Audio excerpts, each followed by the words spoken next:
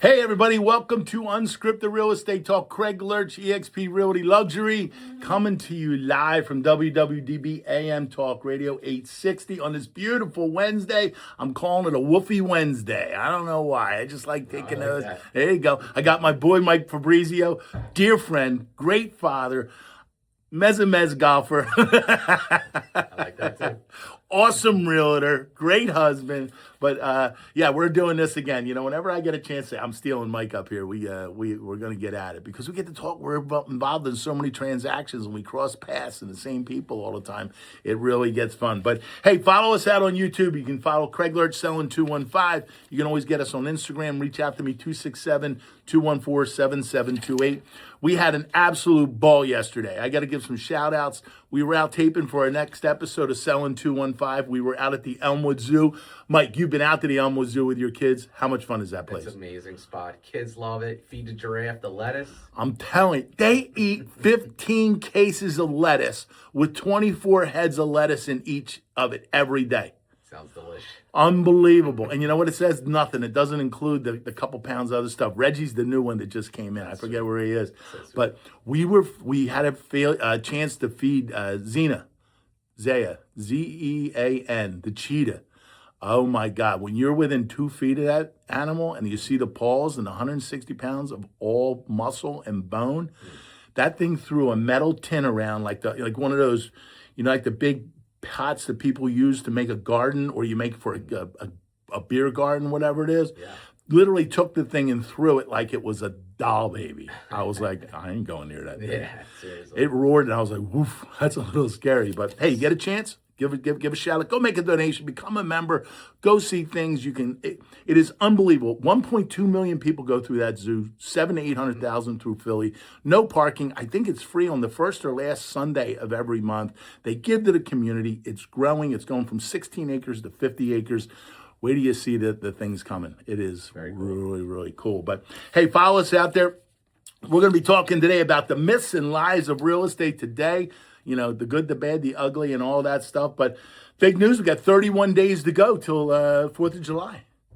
Don't even. The 250th anniversary here in Philly of the country. Yeah, it's already the turn of the summer. I know. It started. I know. It's like, Every year. I'm telling you, what is it, 27 days till the end of June? That's Just 6 warmed up. I'm telling you, We're done. We got to worry about getting on Santa's naughty list or Santa's naughty list or good list. I don't know. Still recovering from last year. There we go. So we got the big 250th coming in. Another shout out. We were out to a fantastic house. Mike, if you've got a buyer out in that Upper Marion area in the King of Prussia, the address is 340 Anderson Road. It is stunning. A 4-bedroom, 2.5 bath, 3,600 square foot. The owner owns kitchensandbathshop.com, and she went in. She put this piece of granite, one piece, solid. Took 10 guys to carry in, uncut countertop. Wow. I mean, phenomenal work. Gotta say it. I mean, all decored appliances, Swarovski crystal things. Price is $1,450. Taxes are roughly $11,000. Unbelievable house. Had to give a shout out to that. Noel's got that listing out there, and thank you for it. Then we had a chance to go see Trussini. We've all been in Trussini. Of course. Brad, Yeah. he's the best. We got to go there. You're what, Great Karina? spot. Yeah. You know what Trussini means? Nope. What does it got? The 3 donkeys. Jeez. Because they came up with that because they were saying, first of all, they own different restaurants too, but they opened during COVID, and they're like, what? 3 idiots open in the middle of COVID, but they did it. He moved back from Boulder. Brad was trained by Vetri. He opened for Vetri for 7 years, helped them open out in Las Vegas too. And fantastic restaurant. Everybody go. Trussini's out in Ambler. And then, of course, Bridget's. And there's Gloria. He owns the same one. Yeah, he owns the pizza place up in Warren. And then they also own Oyster Bay down in Cape May. Yeah, the Goon Squad loves that. I'm telling you, they're the best. They're the best. So a little shout out to everybody that helped us with some videoing yesterday. Great owners. And it really comes down to community. We talk about real estate all the time. What makes neighborhoods? You've got South Philly restaurants. You've got, Chinatown. You've got the stuff out here in the main line. What's your favorite restaurant out here in the main line? We go to La Carina, and Alessandro's is really good. It's a little bit further out for us, but Those two are like our staples, and then obviously DePaul's table, can't beat that for steakhouse out in the main line. Oh yeah, They're in Ardmore. that's Tony's place. That's Anthony DePaul. He's the best. Wow, we got to try that. But where do you always get the catering from at your house when you have the party? Sage Catering. Is it Sage or who does all the pizzas and stuff? Oh, Bella Vista, Bella something. My wife gets it. It's in Ardmore. It's really good. There's a new one that just opened, Classic, which is really good. Cool. That's down in like closer this way, closer to Bala. They just opened. That guy's from Brooklyn. There you go. That's a good one. Hey, you know what? Go out, take care of the local peeps, take care of the big, whatever it might be, but go to people that are nice and taking care of things. All right, real quick, we're going to play Did You Know Today? Did You Know Today is, I know some people. I know Guy Fieri doesn't like these. If you follow Food Network, Guy Fieri doesn't like these. It's National Egg Day. You like eggs? I love eggs. What's your favorite eggs? I like hard-boiled eggs. Hard-boiled eggs, not an omelet, not just... No, hard-boiled eggs, 8 minutes. 8 minutes. Azori's 6 minutes, soft-boiled. There you go. There you go. I like a good egg salad sandwich every now and then with a fresh Jersey tomato, those big tomatoes coming out. Yeah, beef eaters. Oh, that's big. Carrie's style right there. I'm telling you, those beef eater tomatoes. Hey, if anybody's growing beef eater tomatoes in August, I'm taking them. Find me. I'll come meet up with you. Let's go. All right. I know we're going to play this. Is that I don't eat it, but I know you do. What's your favorite? It's candy month. What's your favorite candy? Oh, jeez. I like hard candies. You like hard candies. You like the police horses. They like the sour. Take notice, though. It's hard to find hard candies right now. I know. You can't find them anywhere. It's really weird. It's a weird thing. Now that I say this, you'll go look in the supermarket and be like, there's no hard candies. The only hard candies like Halls, like when you're sick. Yeah. That's it. Why is that? I don't know. I have no idea. It's all gummy. I don't know about gummies. Let's not go into the whatever kind of gummy. Whatever kind. The adult gummies in there. There's a lot of gummies in real. There's a lot of gummies in real estate. No I love the old though. dots. I love the old dots. Good. They are good. I like the hot tamales. You know what I've been? The kids got me hooked on Tootsie Pops. Oh, They're back. You know what it is? Sully, give it a shout out to you. The man that sits next to me, 45 years at all the Eagles games. My man Sully turned 70 this year. We were at his party. He comes to every game. He has a bag of Tootsie Rolls. That's a great idea. Tootsie Pops, okay? Yeah. Because he yells at everything, and he needs to find a way not to yell too much, so he puts a Tootsie Pop in his mouth because he doesn't drink. He looks at me. He gives me all the orange and the blue ones. Yeah, no one knows. Yeah, he likes the chocolate and the red ones. The dark red ones are good. Kids love the chocolate. There you go. So, hey, and by the way, figure out what your significant other or even your executive assistant. I know Vicky, who works for me, loves Reese's. Loves Reese's. Yeah. She also likes the Mounds, not the Almond Joys, but the Mounds without the nut on it. Oh man, that's all the Halloween candy. I'm telling you, that's what she. I know. My mother-in-law's dark chocolate covered pretzels. They're good. And then the double salted dark chocolate caramels. Oh boy. So hey, figure it out. Don't eat them yourself, but do it. Change lives. Go out and change somebody's life. It's summer. That's right. We're talking about this. This is summertime. This is summertime. We've just gotten all the winter off. Yeah. We just got through the winter. You are Mr. Physique, though. Yeah. All right. Let's jump into some real estate. Let's talk about some of these myths. Let's talk about the number one myth that actually came out. And yes, I did chat these out there. I wanted to say, what are the number one myths? And I didn't just do it once. I did it multiple times. And then I took the top 5 that came out. So number one myth is spring is the only good time to sell.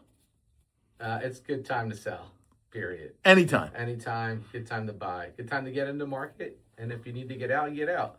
I had Mike McCann's coming up on the show on the 17th, and him and I had a chance, and we were kind of talking about the market the same. And he goes, I said, when's the best time to buy? He goes, now. Anytime. I said, what do you mean? He goes, now. Stop thinking about it and buying now, or at least set a plan of how to buy now. Sure. The reality comes down to it is home sell all year long. Right. We're in that little valley you can still get in for schools. Correct. Okay, but here's an interesting statistic. 17% of the home buyers last year were multi-generational buyers.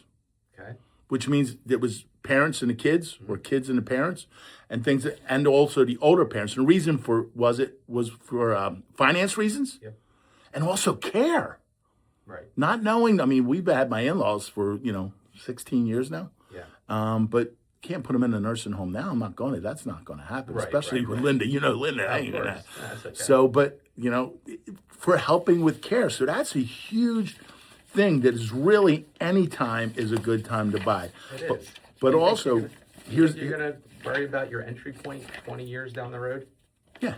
Who's You- going to even, that's a Warren Buffett comment. Just get into the market. Buy it. It's going to go Buy up. it. Do you think you're worried about $5,000 20 years from now? No, you're not. You're not even going to know what you bought it at. Yeah. When you got into their business, what was the interest rate? Oh man, it was during the market crash. I don't even 08, 09 market It was crash. in the 11s, 12s. I don't know if it was that high, but it was like 6.5. It was 6.5 before the market crashed. And then I think they tried to stimulate it with like a 4, 3. They had this one program. It was like lowering people down to like high 2s just to get, but nobody was buying anything. There were buy downs, yeah. Yeah, it was empty. And then foreclosures were like the hottest market back then, REOs. Mm-hmm. That market was like fire. What I'm seeing, the average interest rate over I think it's past 2-3 decades is 7.8. Yeah, it's not, people just got really acclimated to what we had 5 years ago. Yeah, we talk about Kind that. of spoiled a lot of people. Forget about it. You know, 7% interest. People, you all have credit cards that you're paying 26% on. Get rid of your credit cards and buy a damn house. Yeah. I mean, if you think about it, you got car loans. You know, you don't look at car loans. They got to move the cars. They got to get rid of the cars. They got to keep moving. So they're going to do those 0% incentives. They're going to do things like that. But you can get some fantastic grants out there. With making $192,000 a year in the city of Philadelphia, there's some great homes you can buy. I think it's $600,000-$700,000 houses you can do. Yeah, I mean, there's programs out there. If you really want to do something, people do it. There's still people buying. I used to love hearing it. Oh, by the way, let's wait for the Super Bowl and then we're going to go to the market. Or let's wait for Easter. Let's wait for Memorial Day. You know? I don't think I know what you're saying. The old theory was like the week after the Super Bowl, the spring market started. But I've noticed the trend. It starts like later and later now. Mm-hmm. Have you noticed that? Spring does start later. Like later. Like I actually think later. the peaks in the valleys are slimming down a little bit. Yeah. It used to be a hard stop Memorial Day. But now it's like it just runs through the whole summer. Yeah. Because it's such a late spring start. I don't know. Have you seen that? Well, there's less inventory. Yeah. So that means that we're still getting multi offers on properties. So to say that the spring's a good time, you put a house on the market, and we've talked about price it right. That's the next one. Okay. Yes. Price high to leave negotiation room. That is the worst marketing strategy ever. That's an agent that doesn't know what they're doing, which is selling less than 3.6 houses a year. That's the seller telling the agent how to sell properties. Yeah. Which is fine. It's their house. They're more than welcome to do it the way they want to do. Never suggested that as an agent. No agent should ever suggest just bumping it up. You're not going to trick anybody. Mm-hmm. They're going to see the same data that you're seeing, and their agent's going to advise them to lower. I think we discussed this last time I was on. Just because you listed higher doesn't mean you're going to get a higher price. You may actually get a lower price. Because exactly, we were talking about if it's an 800, put it at 750, and it's going to get bid up. We were just in a house. We did a house this past weekend. It was listed at 650, ended up going in the low 700s. But here's the key. We talked about this before.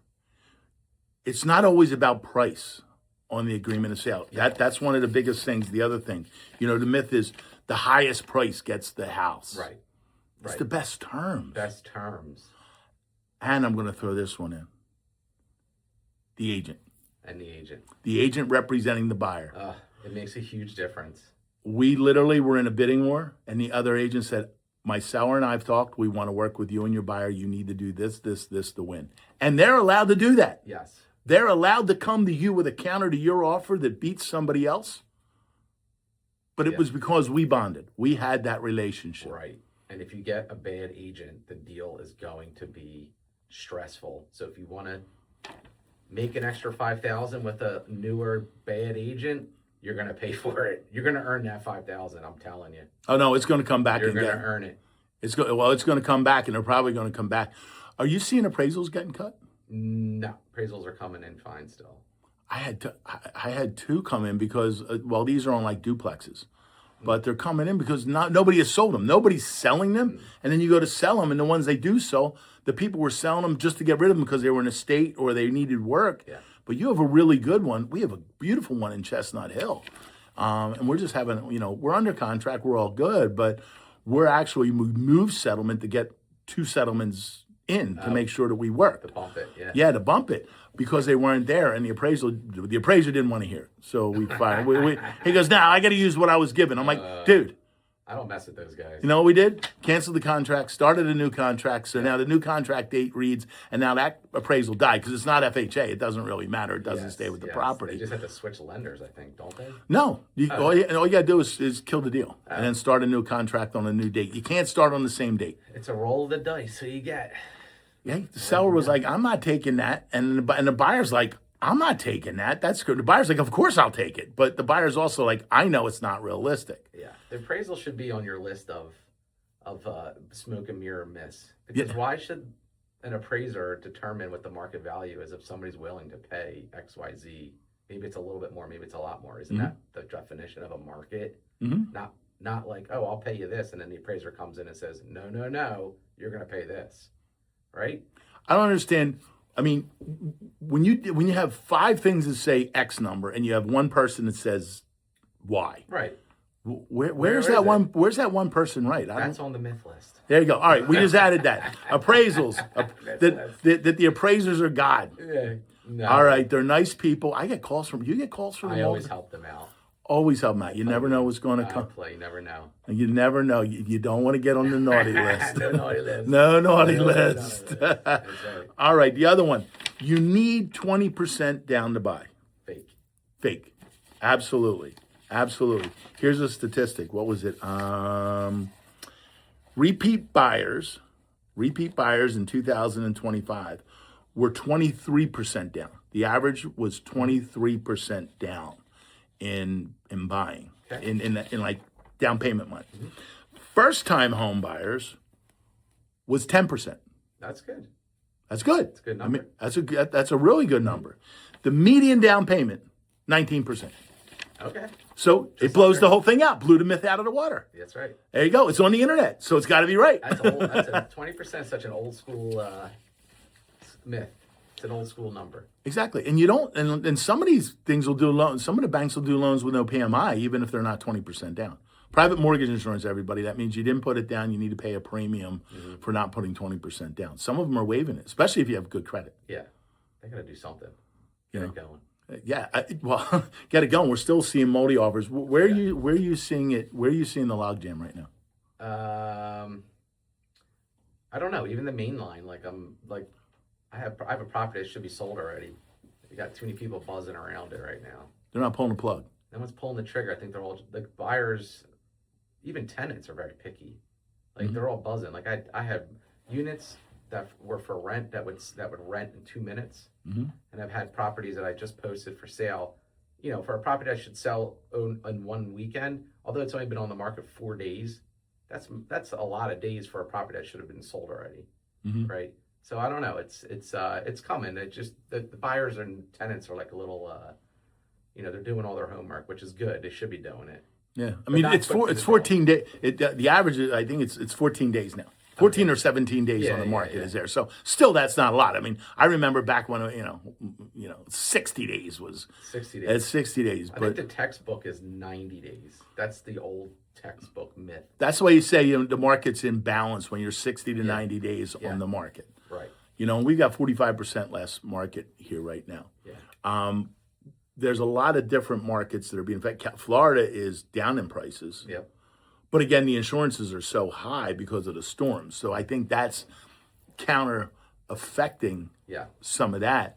The beach market, when I had Jeff Quinton on here, I mean, he says, Craig, there's 55 houses in Ocean City for sale.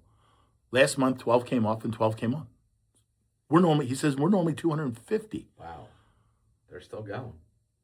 And they're not selling because they're like, you find me something, then I'll go here, but you can't find something, you can't move it. So it kind of comes into the Philly trade up. Yeah. Because who's your ideal buyer? Who are you typically working with now? First-time home buyers or selling and then buying, or just a lot? What do you see majority of your client? They're not selling. They're coming in. I have a first-time home buyer right now in the city at the Murano, bread and butter. What price range? That one's 500, right? So they're first time coming in from New York. There's somebody first-time home buyer in this Ambler property I just posted. That sold pretty quickly. They're first timers. So there's a lot of first time home buyers coming through. Yeah, I mean, that's fantastic. I mean, first-time home buyers last year were 21% of all the purchases, Nice. Yeah. which is up. Really good. No, it was low. It was 24 the year before. Oh, so it went down. So it went down. Okay. Yeah, so that went down. 79% of all the purchases were trade-up buyers. That seems to be I'm going to call it my ideal client. It's not my ideal client. It seems to my majority. I usually help them with a listing and help them with a sale. So we're in that transition because it's not easy to do. It's not easy to manage, both of them, making sure that it's working. We're seeing a lot of buyers letting sellers stay after settlement, post-settlement. Again, I would not recommend that, but you got to do what you got to do. Yeah, got to do it. And they don't have to sell. The buyers don't have to sell. And we just did it. Like our seller is doing it for a buyer because that buyer is letting this seller do it. This seller is letting that seller that they're buying from. We actually have a three-way coming in. But the difference is the buyer's also relocating from California. Gotcha. Exiting California, coming to Philly. Oh, boy. So into the suburbs, coming home. So they're coming home and they're like, look, we don't need it right away, but we'll settle because we want to lock our rate in. They ended up getting like 5.95. It went out like a couple weeks ago, some weird number. They're like, we're going to lock in and we're going to settle. Do you mind settling? We'll let you stay for free. It was crazy. It was a brilliant move. Hey, listen, every deal's different. Gotta get it going. Exactly. All-time high, buyers, cash, 26%, no contingency. That I believe. That's a majority of everything I'm working with right now. I just got an offer today on an off market, and it was probably the first mortgage I've seen in a long time. Is it because you think it's off market? It's a higher price property. They're doing like a smaller percentage based off the price mortgage. But for the most part, What price point? it's close to $2 million for a condo in the city. It's a 3-bedroom one. Oh, Just got an offer on it today, and they're doing it's like 70 or 80% down just to keep something in there. just to keep something running. And it was probably one of the first pre-approvals I've seen in a few months. Wow. Yeah. Wow. I mean, you were talking about the luxury buildings, which are the ones that have hot water all the time. All the time. Hot water all the time proves a luxury condo building. It's something that you miss when you leave. So, but I mean, I'm seeing a lot of houses. You're killing it in the Murano. I just saw you put 3 or 4 of them up. I saw a bunch go down. I see a couple. I mean, I've got some couples. I love the Murano, but I've got people pushing towards the Ritz. Too. So It's a great building as well. The two of them, 2 different animals. One's on one end of the Market Street. One's on the other end of Market Street. I got some inventory over there. Have one just put under contract on the 29th floor, which is a beautiful unit, and it sold within a few minutes. What was it, 1.3? No, that was actually, it was listed 760. I remember seeing that one. Yeah. It's a great unit, and it was on 29, so you get the 10-foot ceilings versus the 9-foot ceilings, and after like 28, it clears full-blown south and west. But below that, you're looking at buildings. So anything above that is a good buy. So you're saying 28 and up? 28 and up on that back unit on the north side. The H, the A's, all that. It clears the buildings, so now you're good. You won't get hurt on it. And you get the view of the sunsets, which is amazing. Yeah, that's the Ritz for under $1 million. Yeah. I mean, that's a great crash pad weekend. I mean, we have friends we sold down route off of downbound Reading Terminal. And they bought in one of the old warehouses we're done with the barreled ceilings. I think it's called the White Building. Yeah. They bought it. They live in Bucks County, and he's a doctor, and she's an anesthesia. She does the anesthetic, whatever they do with the Botox. That thingy. I don't know. She likes to play with needles and hurt, whatever. I'm not going near. Yeah. But Jackie. She's the best. Oh, Jackie, yes. Jackie's great. Yeah. She is best. But the bottom line comes down to they bought a crash pad down there to go down on weekends, and they love it. Yeah, Pied à Terre. It's really nice. The Ritz is known for that. That's the Ritz. 50% of that building is probably out of towners. And what'd you call it again? A Pied à Terre. A Pied à Terre. Weekend getaway. Ah, look at you and your French. That's it. Hey. That's about it. A Pied à Terre. Yes. That doesn't sound right coming out of my mouth. Out of you can kind of make it look. Listen, whenever you got to finesse the condos to sell, that's what they call them. All right, what's the other one? Let's go on here. Online, and as we're closing up, this one being online home estimates are accurate. No. No, no, no, no, no. They got to be critiqued. You just can't say it's got. It's a ballpark. I mean, you can't doubt that it's a starting point just to get some vague idea, but you really should check with your agent and check the comps and check what realistic is going on with the market. You know, if you're in a down market and Zillow is saying it's up high, you know, just the agent's going to tell you exactly what's going on to this day. Mm-hmm. You know, at the price of Zillow's 60 days out on its market readjustment period. And that's a huge difference. Big time. Huge. Big time. Huge. I mean, the owner of Zillow, when he sold it, sold for 30% less than what the estimate of his house was, and that was in San Francisco. He got bit by his own dog. Yeah, right. A big dog. That's a big. I don't know about you. A 30-point point, you know, is what it is. Yeah. Number one piece of advice you have for somebody in this marketplace today to stay away from the myths and lies. Yeah, just stay away. I think the best advice is don't worry about your entry point. Essentially, right? The numbers work. Buy it. Like Ambler, the lady lost it $5,000. She's been looking forever. Like, you're not gonna. This house is amazing. It's gonna grow in value. You're gonna grow into it. And then in 10 years, you think 5,000 is really going to be on your mind still? Mm-hmm. And then the next person bought it and they paid it. Yeah, and every You're time, gonna love it. yeah, and every time somebody else gets it, it's setting a new baseline. So, how does anybody get to you? It is on Instagram. How are they following you? Mike Fabrizio, Luxre, Luxre, or Mike at Mike Fabrizio. There you go. The man. Love spending time with you. Love having you on the radio. It's like sitting at the Sunday dinner table. Yes. There you go. So, hey, go out. We're going to have some fun. We're going to change some lives this weekend. Go out and visit the Elmwood Zoo. Remember, go out and change some lives. You never know whose life you're going to change. It might be yours. Sending hugs, kisses. Let's go, Philly. Grit, passion, and brotherly love. Pied a terre.